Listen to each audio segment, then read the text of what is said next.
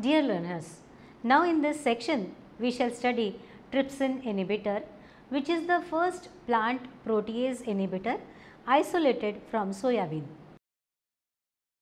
The first plant protease inhibitor was isolated from soybean and characterized in 1947.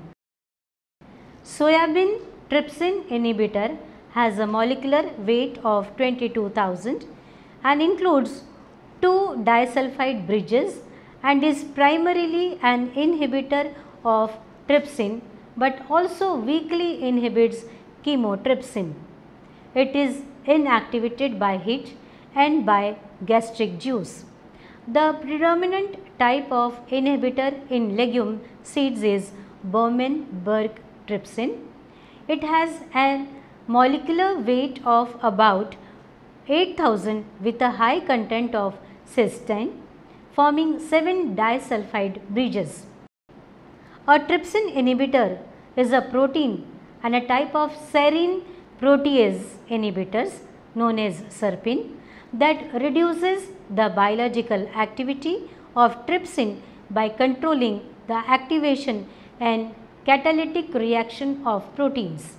Trypsin is an enzyme involved in the breakdown of many different proteins primarily as part of digestion in humans and other animals such as monogastrics and young ruminants. When trypsin inhibitor is consumed, it acts as an irreversible and competitive substrate. It competes with proteins to bind to trypsin and therefore renders it unavailable to bind with proteins for the digestion process. As a result, protease inhibitors that interfere with digestion activity have an anti-nutritional effect. Therefore, trypsin inhibitor is considered as anti-nutritional factor or ANF. Additionally, trypsin inhibitor partially interferes with chymotrypsin function.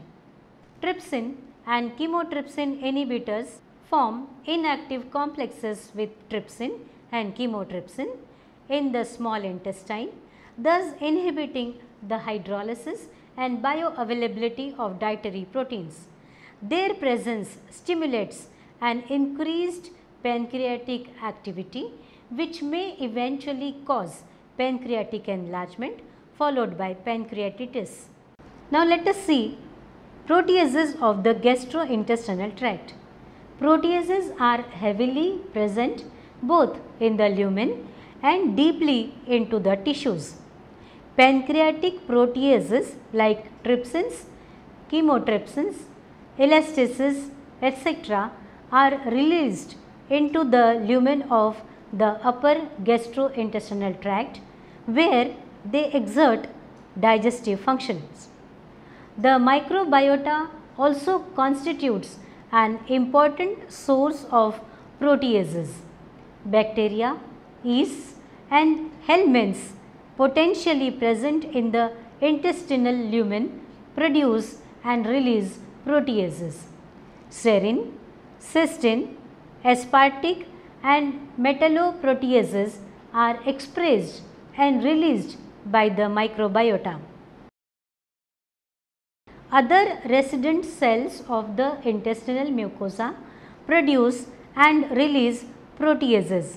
For instance, the major protein content of mucosal mast cells is proteases. Mast cells release different forms of proteases like tryptase and chymase for the vast majority and also cathepsin G and granzyme B.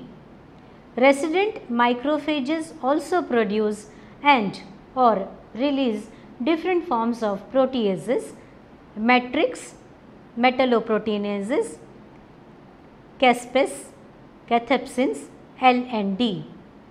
So, these are the proteases of gastrointestinal tract. Now, let us study protease inhibitors of gastrointestinal tract.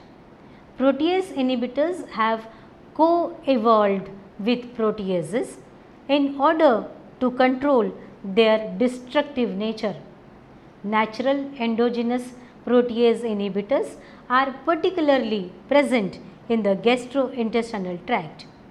They are either circulating inhibitors produced at distance from the gastrointestinal tract, mostly in the liver, or are produced on the site by intestinal epithelial cells or infiltrated inflammatory cells. Serpins A1, A3, A4, E1 and C1 are circulating protease inhibitors inhibiting serine proteases such as trypsins, chymase, tryptase, elastases, kallikreins and cathepsins G. Secretory leukocyte protease inhibitors, that is SLPI, and elefin are produced in situ by intestinal epithelial cells or leukocytes. Both inhibit elastase and proteinase 3, while secretory leukocyte protease inhibitors also inhibits trypsin, chymotrypsin, cathepsin, G-tryptase and chymase. Tissue inhibitors of metalloproteinases, that is TIMPs, are ubiquitously produced as TIMP1, TIMP2, TIMP3 and TIMP4 are present in GI tract, where they inhibit a number of different matrix metalloproteinases. The caspase 9 inhibitor, which is a cellular inhibitor of apoptosis protein 2, is also ubiquitously produced by cells present in intestinal tissues. Now, what are the sources of protease inhibitors? Crops such as beans, potatoes, barley, squash, millet, wheat, buckwheat, groundnut, chickpea, pigeon pea, corn and pineapple have been identified as good sources of protease inhibitors. It has been estimated that between 5 to 10% of soluble proteins in barley, wheat and rye grains are protease inhibitors. The protease inhibitor content of such foods has a significant influence on human health disorders, particularly in the regions where people mostly depend on these kinds of foods.